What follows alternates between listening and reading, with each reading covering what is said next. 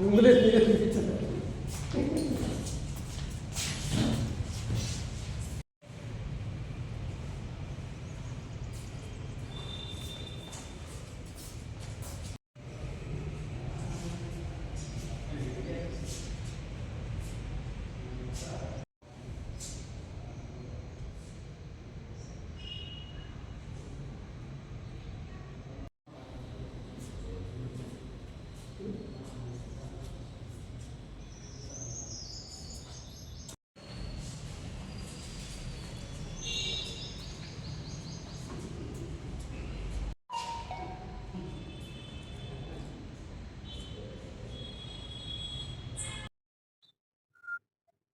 భారతదేశంలో ఎన్నో కులాలు, ఎన్నో మతాలు, ఎన్నో జాతులు ఉన్నాయి. అందుకే మన తొలి రాష్ట్రపతి డాక్టర్ సర్వేపల్లి రాధాకృష్ణన్ గారు భారతదేశం వివిధ జాతుల ప్రదర్శనశాల అన్నారు. ప్రపంచంలో భారతదేశానికంటూ అతిపెద్ద ప్రజాస్వామ్య దేశమని, ఎన్నో మతాలు కులాల వాళ్ళు భిన్నత్వంలో ఏకత్వంగా కలిసిమెలిసి జీవిస్తున్నారు అనే ఒక మంచి పేరుంది. ప్రపంచ స్థాయిలో మన దేశానికి ఉన్న ఖ్యాతి కానీ, కీర్తి కానీ, ప్రతిష్ట కానీ 2014 నుండి భారతీయ జనతా పార్టీ దాన్ని పూర్తిగా ధ్వంసం చేసింది. కులాలు మతాలు తీసుకువచ్చి హిందూ ముస్లింలని గొడవ పెట్టి తద్వారా అధికారాన్ని చేపట్టి రాజ్యాంగ సంస్థలను నిర్వీర్యం చేసి, రాజ్యాంగ సంస్థలను ధ్వంసం చేసి, ప్రజాస్వామ్యాన్ని కాలరాచి, చట్టం న్యాయమని లేకుండా రాజ్యాంగాన్ని అటకెక్కించి కేవలం మత విద్వేషంతో, మతోన్మాదంతో పరిపాలన చేస్తుంది. రాష్ట్రీయ స్వయం సేవక్ సంఘ్ అనే మతం పేరుతో హిందూ మతం పేరుతో కేవలం అమాయక హిందువులను మభ్యపెడుతూ, మాయ చేస్తూ, హిందువులను ముస్లింలకు చూపించి, ముస్లింలను హిందువులకు చూపించి, ఇద్దరి మధ్య వైరం సృష్టించి, విభేదాలు సృష్టించి, దాన్ని ఎన్నికలకు వాడుకొని తరువాత అధికారాన్ని చేపట్టి గొడవలు సృష్టించడం, కేవలం ముస్లిం మైనార్టీల లక్ష్యంగా దాడులు, అత్యాచారాలు, ఘోరాలు ఎన్నో చేస్తున్నారు. ఇది భారతీయ జనతా పార్టీ చేస్తున్న దురాగతం.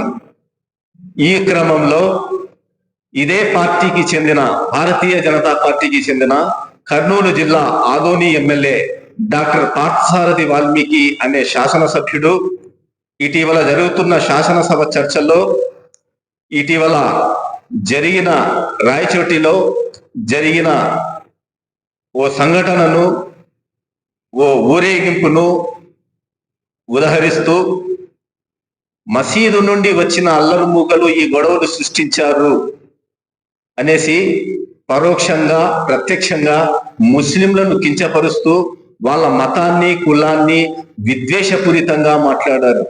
పదే అల్లరి మూకలు అంటూ శాసనసభలో పేర్కొన్నాడు. దీన్ని కాంగ్రెస్ పార్టీ తీవ్రంగా ఖండిస్తోంది. భారత రాజ్యాంగం కానీ దీన్ని అనుమతించదు, శాసనసభలు అనుమతించవు, శాసనసభ నియమావళి నిబంధనలు అనుమతించవు. కానీ యావత్తు రాష్ట్ర శాసనసభ ప్రేక్షక పాత్ర వహించి చూస్తుందే కానీ సదరు బీజేపీ ఎమ్మెల్యే పార్థసారథి అనే సభ్యుడు ఈ విధంగా ఒక వర్గాన్ని టార్గెట్ చేస్తూ కించపరుస్తూ మాట్లాడుతున్నప్పటికీ గౌరవ స్పీకర్ గాని, ముఖ్యమంత్రి చంద్రబాబు నాయుడు గాని, డిప్యూటీ సీఎం పవన్ కళ్యాణ్ గారు గాని, అన్నమయ్య జిల్లాకు ప్రాతినిధ్యం వహిస్తున్న రవాణా శాఖ మంత్రి రాంప్రసాద్ రెడ్డి గాని, మరొకరు గాని, సహచర ఎమ్మెల్యేలు గాని ఏ ఒక్కరు కూడా ఖండించకపోవడం, ఏ ఒక్కరు కూడా దీనిపై ఆక్షేపణ తెలియకపోవడాన్ని తీవ్రంగా ఖండిస్తున్నాం. కాంగ్రెస్ పార్టీ అత్యంత విచారం వ్యక్తం చేస్తుంది. దరిమిలా హిందువులు ముస్లింలు అంటూ హిందువుల వైపు పక్షపాతంగా మాట్లాడడం, ముస్లింలను కించపరచడం, అది శాసనసభలో జరగడం చాలా అమానుషత్వం, అన్యాయం, దారుణం.